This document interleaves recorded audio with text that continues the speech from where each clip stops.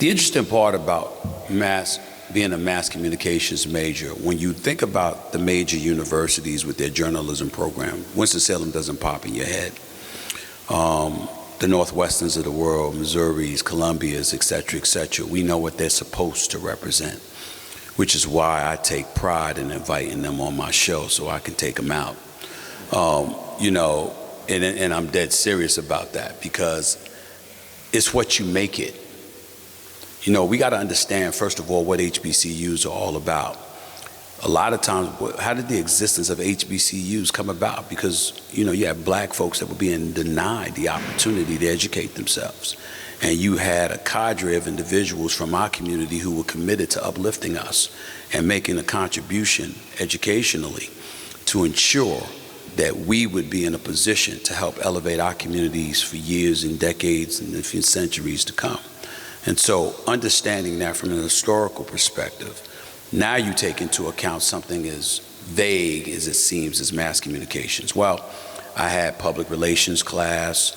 I had somebody there that I still call my second mom to this day, Marilyn Roseborough. Anybody that knows me knows you want to get to Stephen A. You Winston-Salem State. No disrespect to you or anybody else. Love all of y'all. But nobody, and I mean nobody comes before Marilyn Roseborough.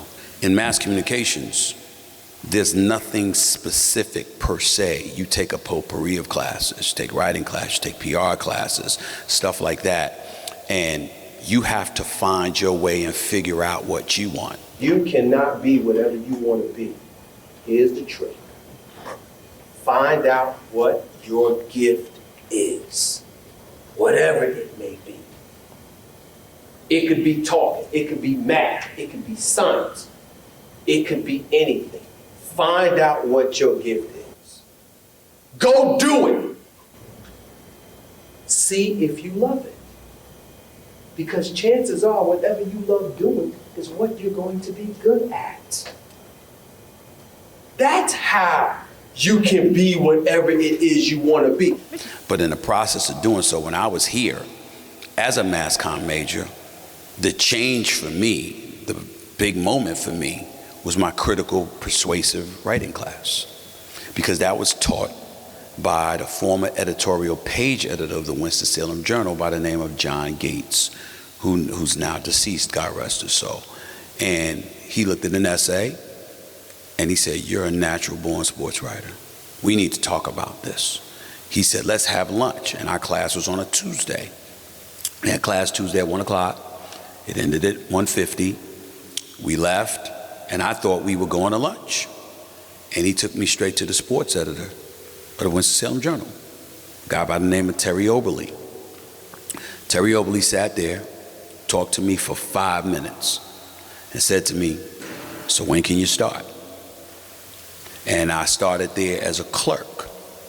1 week into the job, he said, "I need you to go over to Wake Forest, and I need you to do a story on Wake Forest soccer." They were ranked 3rd in the nation. It was no joke. Walt Chiselwich was their coach, God rest his soul. And I go over to Wake Forest because I tell Terry Oberly, and this is a key moment here, I tell Terry Oberly, "I don't know nothing about soccer, man. Only soccer match I ever watched was Pele in 1980. I don't know this." He said, "That sounds like a personal problem. Figure it out. That's what comes with the business." So what did I do? I walked over to Walt Chiselwich. I walk over to Wake Forest. I go to Walt Chiselwich, and I introduced myself. And I did the only thing that I could do at that moment. I told the man I knew nothing about soccer, but I'm an aspiring sports writer. And I just got a job at the Winston-Salem Journal. And they gave me this assignment. And I got to figure out a way to do it. Can you help me? He said, "How much time do you got?" I said, "I got to till Friday." It was a Monday. He said, "Be here tomorrow." He summoned the whole team up. And he said, "For the next 3 days, you guys are to give him any access that he wants." He said, "During practice, we practice every day at this time. You will be here for these practices, and you will stand right by my side." And him and those players taught me the game of soccer. over the next 3 days. The positions they play, the responsibility that came with those positions, what was a good play, what was a bad play. For 3 days, I was like in soccer boot camp. I wrote a piece. A week later, it was a 2-page end zone piece. It was published on a Sunday. That Monday morning, Terry Oberle called me back into his office, and he said, "Congratulations, you're the new beat writer for Wake Forest Soccer." And so you think about a moment like that. I wasn't prepared in terms of soccer, but I was prepared in terms of work ethic, and I was prepared in terms of integrity, because I didn't try to fake it until I made it. I was honest. This is what I know, this is what I don't know, and I was humble enough to ask for help and assistance. And the coach and his players were kind enough to teach me. And that's what I always remembered. So years later, you carry that forward. It's the New York Daily News as a high school writer. It's the Philadelphia Inquirer as a college writer, and then a backup pro writer, and then a pro writer, and then a columnist, an NBA columnist, then a general sports columnist. It's doing television, CNN-SI, Fox Sports, ESPN. I had over 250 published clips before I graduated. So by the time I marched down that aisle in 1992, I didn't have a resume. I had a portfolio. Y'all know the difference, don't y'all? How many of y'all got one? That's what I'm talking about. Those who raised their hands got my message from a year ago, and 6 months ago, and 2 years ago. Those of y'all that don't, obviously don't know me.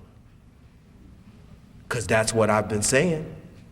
That's what I've been telling you. All a degree means is that you are trainable, especially when you're black. I'm not going to sit up here and come to you as a neutral party, acting like I don't know what it's like to be a black man. Are you crazy? Did you think I was going to do that? Y'all seen me on TV. I haven't shed my stripes. But I understood the challenge from day one. I listened to my professors, and I knew better. And what could repeatedly disgust me is that y'all know better. Some of y'all do something about it. Far too many of y'all don't. We can go into the 7 steps of journalism, and Lord knows what you're supposed to do. Y'all know. Y'all ain't retarded. Lazy? Now that's another question. You have to decide at some point in time when you're going to take it upon yourself to recognize your plight. You are students. That means you have nothing yet. If it's financial aid or your parents, one thing's for sure, y'all probably ain't paying for your own education. And those of you that are, more power to you, because you're different than most of us, because I certainly didn't do it. I still love big house games for that. But at the end of the day, that's the challenge. Because this umbrella, this protective umbrella, because make no mistake, that's what you're under when you're in school. Think about it. You don't even have to pay back your loans when you're in school. They let you graduate first. I know people that are students at the age of 40 so they can still avoid paying back their loans. It's an umbrella, a protective umbrella that shields you from the real world, but ultimately you get confronted with it. What are you going to do? I'm gonna leave it to her to be nice. She's a sweetheart, she always has been. That ain't me. I have no time for that. I come to you and I tell you. The reason I tell you is because I don't want you to go up against me, because you will lose. Because I have what I need. If I stop today being ambitious and pursuing my goals, and I just did what I'm doing for the rest of my career, I'm on top. And I'm still hungrier than 99% of the people in this country. I haven't even gotten started yet. Well, what's the thing? They say a lot of things about me. You know what they never say about me? Stephen A's a liar. Never say that. Stephen A doesn't have any integrity. They never say that. They never say those things. Because I had it before I got here. It was honed once I arrived. And it stays with me to this very day with everything that I do. And I really thank y'all for y'all time. All right? Thank you so much. Thank you, sir.